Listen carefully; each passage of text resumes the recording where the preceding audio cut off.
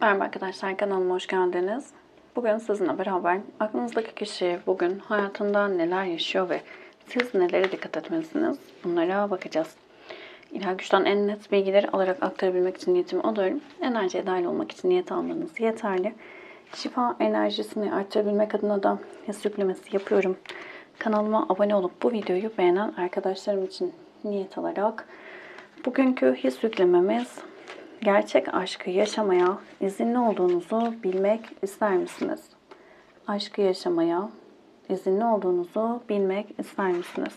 Hayatınızın her bir alanına, her bir hücrenize ve 4 inanç seviyenizin her birine niyet aldığınız andan itibaren yüklemesi yapılacak. Hemen başlayalım. Öncelikle aklınızdaki kişi bugün hayatında neler yaşıyor? Aktif enerjiler ne olacak, buna bakalım. Hicap kartı geldi. Onaylamadığı ve hoş görmediği bir durumun içinde olmak, utanç duymak, içinde bulunduğun durumdan kurtulmayı istemek dedi. Biraz sıkıntılı bir sürecin içerisinde olabilir bugünün enerjisine baktığımızda aklınızdaki kişi için. Çok daha doğru olmayan durumların içerisinde olduğunu düşünen bir enerjide. Tilki metaforu olarak geliyor. Tamahkar, menfaat peşinde koşan, kurnazlık yapan, kandıran.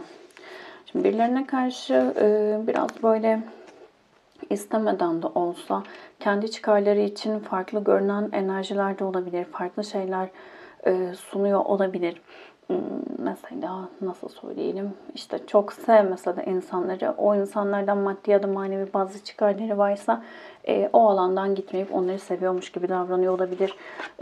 Ama bunu yaparken de bir tarafı ne kadar yanlış bir hareket yaptığının çok da net farkında olan bir enerjide diyebiliriz. Yani birazcık ya bunu yapıyorum ama mecburum dediği kendine göre bir durumun içerisinde geliyor aklınızdaki kişi. Şimdi karamsarlık kartı geldi ve evrensel enerji kartı da çekicilik, sevimlilik, cazibe, maddi açıdan şans, hayatın keyfini çıkarma, varlık ile sınanarak, aşırı bağımlılıktan kaçarak normal yaşamaya çalışmak. Zira bağımlılık yaşanırsa elindekileri kaybetmek. Yani baktığımızda bugünün enerjisinde daha çok böyle maddi bazı çıkarlar için olmaması gereken yerlerde, olmaması gereken durumların içerisinde olabilir. Çok net de bunun farkında olan bir aklımızdaki kişi var. Ve bu konuyla sınandığını söyleyebiliriz. Bir karamsar enerjisi var. Yaptığı şeylerin yanlış olduğunun çok net farkında olmasından kaynaklı bu karamsarlığı var aslında aklınızdaki kişinin. Ancak ne kadar yanlış ya da doğru olmayan bir durumun içerisinde olduğunu bilse de sadece bunu dile getiriyor ya da bunu hissediyor. Belki de kendine göre vicdani bir şey yapıyor. Ama bu durumun içerisinden çıkmıyor. Bu da bir seçimdir. Unutmamak gerekiyor. Ayrıntılı olarak bakarsak neler yaşayabilir bugünün enerjisine dediğimizde: kılıç onlusu, sabırlı ol, ne istediğini dikkat ile değerlendir dedi. Kaderde iyi yönlü bir değişim, iş, ev, şehir değişikliği, yeni birinin hayatımıza girmesi, kararsızlıkların bitmesi. Şimdi çok ciddi yaralar almış biri olabilir aklınızdaki kişi. Kılıç olmuş artık ciddi yaralar alıp hani bunun üzerinde bir şey yoktur denilen bir durumu aktarır bize, anlatır bize. Artık daha böyle yaşanılan şeylerin pik yaptığı, en üst seviyeye ulaştığı ve bu durumun içerisinden alınan yaralarla ayağa kalkma ile ilgili durumlardan bahseder bize. Sabırlı olması gerektiğinin çok net farkında. Şimdi maddi ciddi bir kayıp yaşamış olabilir. Manevi bazı kayıpları olmuş olabilir aklınızdaki kişinin ve bu kayıplardan çıkabilmek adına şu an sabretmesi, bu sıkıntılı süreçlerden çıkabilmek adına sabretmesi gerektiğini ve bu sabırla beraber aslında hayatının her alanının değişeceğini düşünen bir aklınızdaki kişi var. Biraz stratejik yaklaşıyor diyebiliriz. Bulunduğu ortamdan, bulunduğu durumdan hiç memnun olmayan biri olarak geliyor. Kendi yaptığı yanlışları da görüyor aslında. Yapmamız gereken şeylerin de çok net farkında. Ancak böyle olması gerektiğini düşünüyor. Çıkarları için. Bunun sebebi ne dediğimizde asa dokuzlusu, kısır döngü, monotonluk, yenilikleri görememek, ruhsal uyku durumu geldi. Yalnız kalmak istemek, ruhsal sorunlar, yolunu kaybetmek, ne istediğini bilememek. Yakın geçmişte ciddi bir korku içerisinde kalmış olabilir, yorgun düşmüş olabilir. Duvar örmek zorunda kalmış olabilir bazı konularda etrafındaki insanlara. Şimdi asa dokuzlusu çok fazla yük almaktan da bahseder. Yani bunun bir üstü zaten değnek olmuşudur. asanusudur. O da herkesin yükünü almaktan bahseder. O yükün altında ezilmekten bahseder. Ciddi yorucu bir sürecin içerisinden geçmiş. Bunun sebebi de sürekli yani kısır döngüyle beraber sürekli aynı döngülerden geçmiş. Aynı yerlerden yer almış biri var. Ve farkındalığı oluşmadığı için daha önceki aşamalarda bir sonraki sınavı her zaman daha da zorlayıcı, daha da sıkıntılı bir durum ortaya çıkarmış aklınızdaki kişi için. Ve bu durum artık onun ruhsal olarak ciddi, sıkıntılı bir hayata doğru çevirmiş onu diyebiliriz. Ya da ruhsal olarak ciddi sıkıntıların ortaya çıkmasına sebep olmuş. Yalnız kalmak isteği, işte belki birilerini terk etmek ya da ortamdan uzaklaşmak olabilir. Yani çok da kendini kaybettiği bir süreç olmuş diyebilirim. Yani çok da farkında olarak bir şeyleri yapmış biri diyemem aklınızdaki kişi için. Yakın geçmişte yorucu bir psikolojik şeyden geçmiş. Şimdi bu durumun getirisi ne olacak bu enerjilerin yakın gelecekte dediğimizde böyle devam ederse? Para ikilisi, kötü giden aile ilişkileri, aileden uzaklaşmak, manevi yönden zayıflıklar, ayrılık, sona yaklaşmak, terk etmek veya terk edilmek dedi. Şimdi tılsım ikilisi ikilemlerden bahseder bize de. Diğer ikili kartlardaki gibi. Şimdi burada dengesizlik vardır. Çok fazla dengeyi kuramama durumu vardır ve artık dengeyi kurma ihtiyacı vardır. Şimdi burada bir kart daha alalım, netleştirelim burayı. Hangi konuda? Para şövalyesi, tılsım şövalyesi geldi. Şimdi şöyle söyleyebilirim. Tılsım şövalyesi bize güvenilir, sağlam beraberliklerden bahseder. Düşündüklerini hayata geçirmekten bahseder. Ve sabırdan bahseder. Şimdi tılsım şövalyesi, şövalyeler çok hızlı eylemlerden bahseder bize aslında. Haberleşmedir, iletişimdir vesaire. Harekete geçme, eylem enerjisi vardır ama para şövalyesi diğer şövalyelerden farklıdır. Resmedilişinde de atlar, resmedilişinde şövalye kartlarında sadece duran, hareketsiz olan at tılsım şövalyesindeki attır. Burada çünkü kişi en doğru zamanda doğru hareketi yapmak ister. Eylemini doğru zamanlamada gerçekleştirmek ister. Bu noktada şimdi şöyle söyleyebilirim. Denge kurmayla ilgili, güvenilir ilişkilerle ilgili dengesini kuramıyor olabilir. Ya da istediği şeyleri hayata geçirmekle ilgili eyleme geçemiyor olabilir. Bazılarınız için düşündüklerini hayata geçirememekken, diğeri de bazılarınız için de diğer taraf için de diyelim güvenilir ilişki kurmayla ilgili denge gelmesi de içerisinde olma durumu olacak diyebiliriz. Ama buradaki ana enerjiye baktığımızda aslında ailevi ilişkiler diyebiliriz. Onu etkileyen, bu fiziksel olarak da söyleyebilirim. Yani şöyle, mesela anne, baba, ailesi bir şekilde onu zorlayıcı enerjilere sokuyor olabilir. Ya da hiçbir etkileri yoktur şu an ama geçmişteki o aile bağları ile ilgili yaşadığı sıkıntılı durumlar güven problemi oluşturmuş olabilir. Yani şu kartı başka bir destede daha var. Çok sevmiyorum. Anlamı da zaten ama resmedilişi zaten her şeyi anlatıyor diyebilirim. Yani bu şekilde merhameti olmayan, sevgisi olmayan bazı insanlarla ailesinde karşılaşmış olabilir ve bu da onun hayatını çok ciddi etkiler yaratmış olabilir. Özellikle böyle arkaya dönüp gitmek, bırakmak, çabalamamakla ilgili bazı şeyler ortaya çıkarmış olabilir. Bunu ortadan kaldıracak olabilir. Yani işte örnek olarak anne ya da baba birisi işte onu çocukluğunda sıkıntılı süreçlerden geçirmiştir, sebep olmuştur. Direkt yapmasa bile bu işte ne yapmıştır? Bir taraf çocuklarını, ailesini terk edip gitmiştir mesela. Bu çocukta böyle bir travmatik durum oluşmuş olabilir örnek olarak. Ya da kadın bunu yapmıştır, erkek yapmıştır. Fark etmiyor. Cinsiyet önemli değil ki. Yani böyle bir durum yaşamış olabilir. Terk edilip gitme, değersizlik, sevgisizlik, güvensizlik duyguları ile ilgili. Bunları artık geride bırakması gerektiğinin bu konularda fark edip dengeye gelmesi gerektiğinin farkına varacağı bir süreç olacak diyebiliriz. Bu durumun sizin hayatınıza yansıması nasıl olur buna bakalım. Şu anki bu enerjiler bu şekilde devam ederse sizin hayatınıza yansımaları nasıl olur ve nasıl oluyor?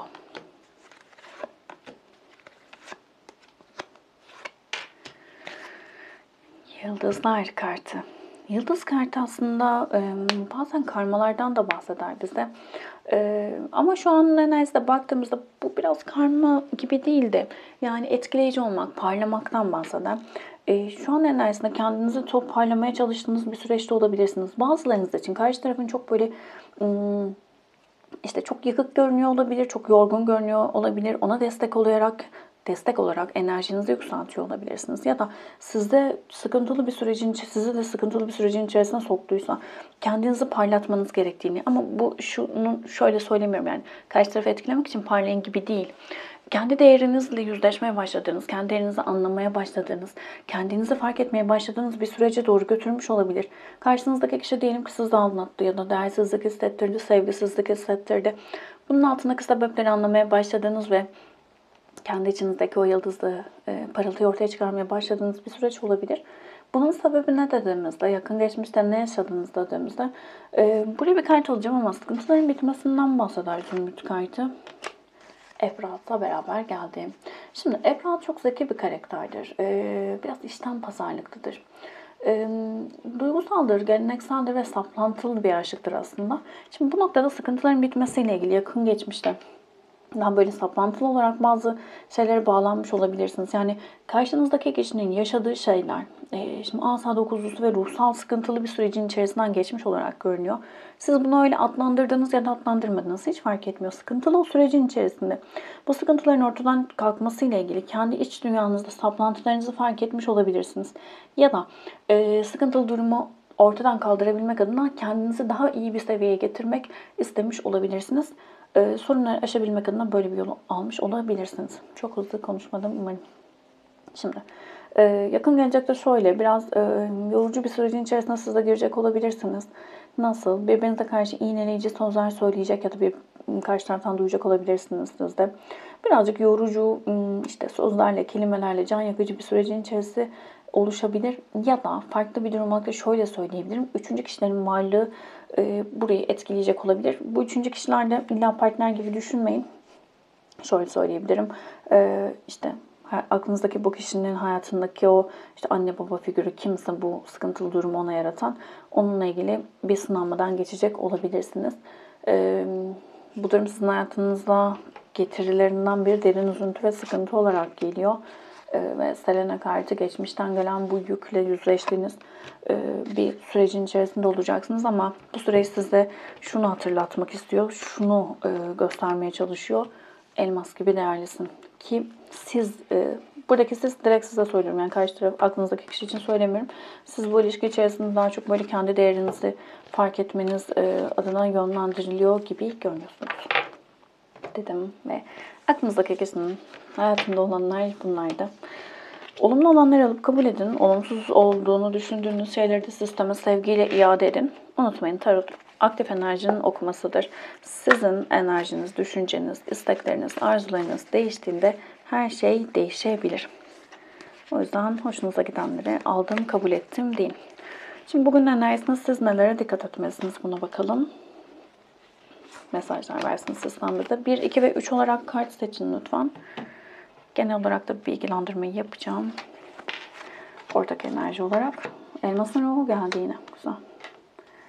Şimdi sizde de keder ve elem kartı geldi. Hemen. Şimdi elmasın ruhu diyor ki elmas sana içindeki derinliklerde yatan cevheri hatırlatıyor. Elmas gibi göz alıcı ve değerlisin.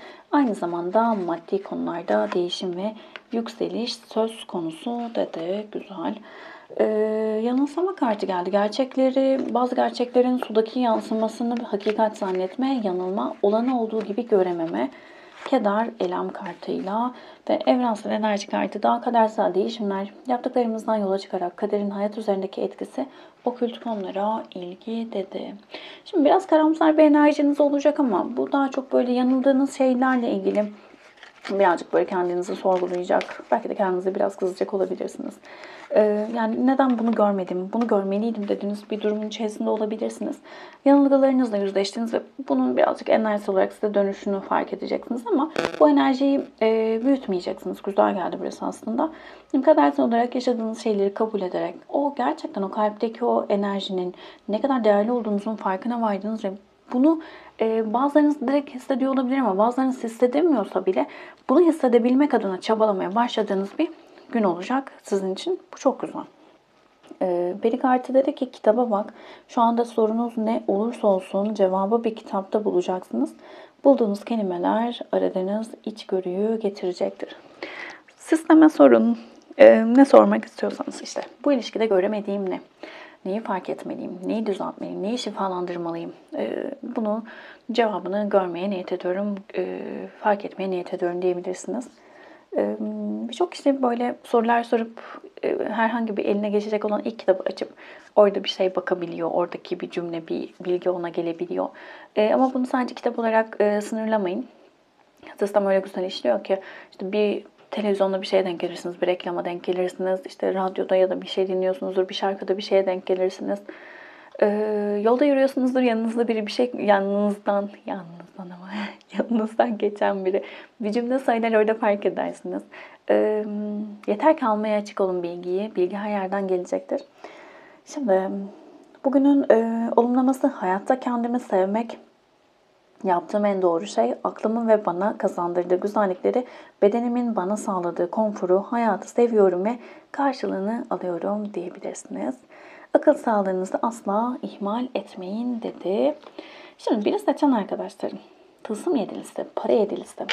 Şimdi verdiğiniz emeklerin karşılığını çok yavaş aldığınızı düşünüyor olabilirsiniz ama ya da alamadığınızı düşünüyor olabilirsiniz ama bu noktada takılmayın lütfen. Sistem size diyor ki sen karşılığını alacaksın. Sadece biraz ağır işleyen bir süreçten geçiyorsun ama çok güzel. Tılsım yedilisi ne kadar böyle geç de olsa o karşılığı alacağınızı size vaat eder. Acele etmemeniz gerektiğini ve olgunlaşma sürecinde olduğunuzu unutmamalısınız dedi bize. İkiz açın arkadaşlarım. İmparatoriçe. Güzel. İmparatoriçe kartı bize gelişimden bahseder aslında. Duygularla dolu, sevgi dolu bir dönemden bahseder. Değişen şartlara ayak uydurma ve rutinlerden kurtularak böyle yeni bir yaşama, yeni bir olaya kendini açmaktan bahseder. Yeni inanışlarla ve kanaatlerde fikren zenginleşme süreçlerinden üretmekten bahseder. Çok güzel geldi. İmparatoriçe kartıyla beraber bugün enerjisine daha çok kendi değerinizin farkına varıp birçok şeyi değiştirip dönüştürebileceğinizi ve üretkenliğinizin çok yüksek olduğunun farkına varacağınız bir gün olabilir. Üretme odaklı olmak, bu illa görünür bir şey olmasına gerek yok. Bir düşünce üretmeniz, bir hissiyat, güzel bir enerji üretmeniz. Bunların hepsi size çok büyük katkılar sağlayacaktır. Çok enerjinizin yüksek, üretim enerjinizin, yaratım enerjinizin yüksek olduğu bir gün olacak. Çok güzel geldi. Üçüncü seçen arkadaşlarım asa onlusu. Değnek onlusu geldi. Biraz önce de bahsetmiştik. Şimdi değnek onlusu derin üzüntülerden bahseder, yük almaktan ve birazcık da böyle yalnızlık korkusundan, yalnızlık hissinden bahseder bize. Üçü seçen arkadaşlarım biraz böyle enerjilerde olabilirsiniz. Ancak burada daha çok şunu söyleyeyim. Buraya bir kart alacağım.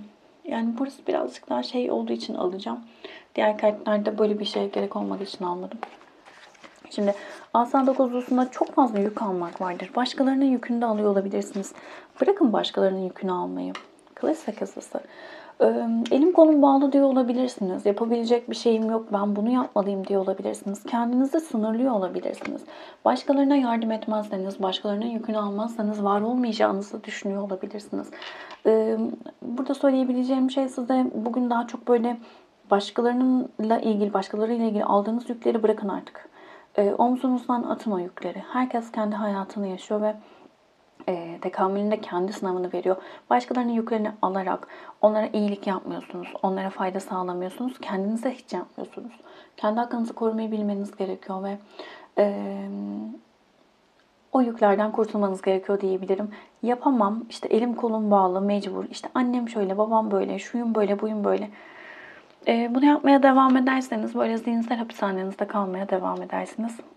Burayı değiştirmek zorundasınız, öyle söyleyeyim. Ama bunun farkındalığına vardıktan sonraki yapacağınız, atacağınız adımlarla harika bir kapı açacaksınız, unutmayın. Onlu seriler, şöyle düşünebilirsiniz. Bitişler her zaman yeni başlangıçlara kapı açar. Bazen evet kuponlusundaki gibi harika güzel bir beraberliğin bitişi var. Yani beraberlik mutlu sondur, öyle diyelim. Ama orada da yine güzel kapılar açılır. Ama bir kılıç onlusunda ya da işte DNA konusundaki o yük durumu, yoruculuk durumundan sonra da evet yükleriniz vardır.